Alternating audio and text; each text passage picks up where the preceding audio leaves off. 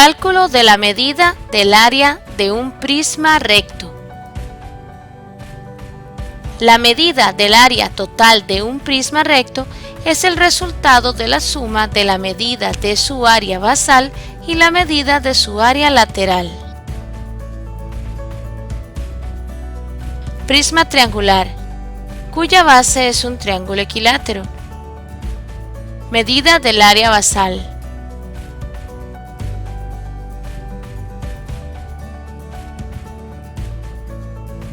Si se tiene la medida del lado de la base, se aplica la fórmula,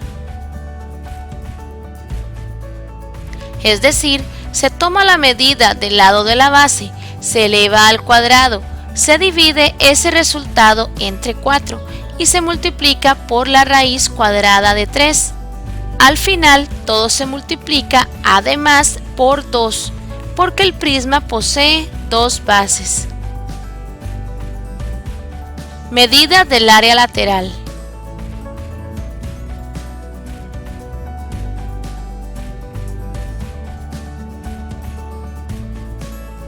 Si se tiene la medida del lado de la base y la medida de la altura del prisma, se aplica la fórmula,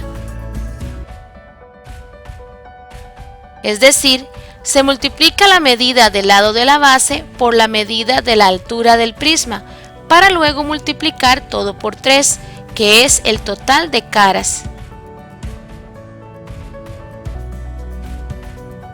Prisma cuadrangular, su base es un cuadrado. Medida del área basal.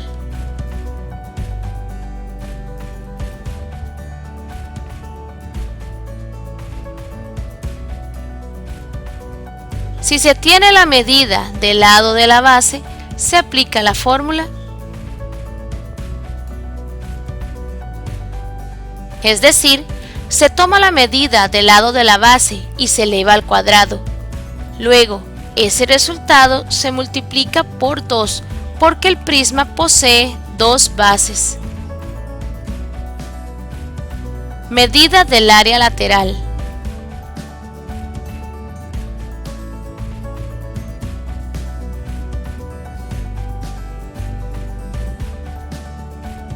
Si se tiene la medida del lado de la base y la medida de la altura del prisma, se aplica la fórmula,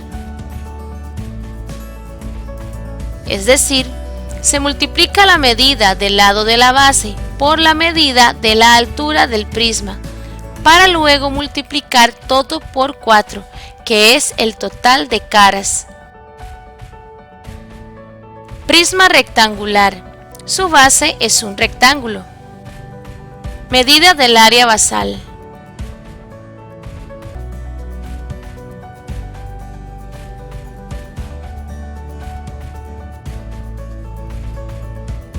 La base de este prisma tiene largo y ancho, por ser un rectángulo.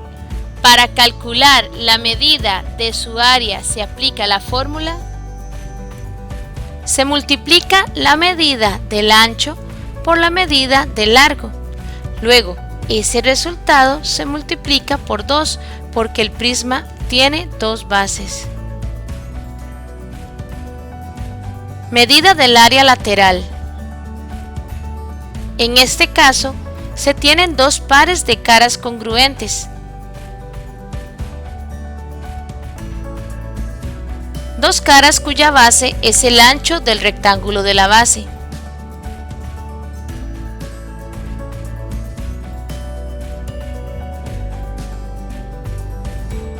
Dos caras cuya base es el largo del rectángulo de la base. Ambas caras con la medida de la altura del prisma.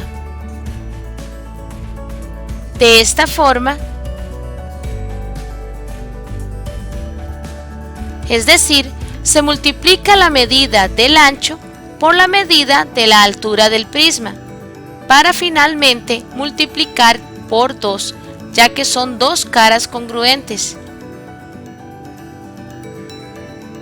Luego, se multiplica la medida del largo por la medida de la altura del prisma, para finalmente multiplicar por 2, ya que son dos caras congruentes.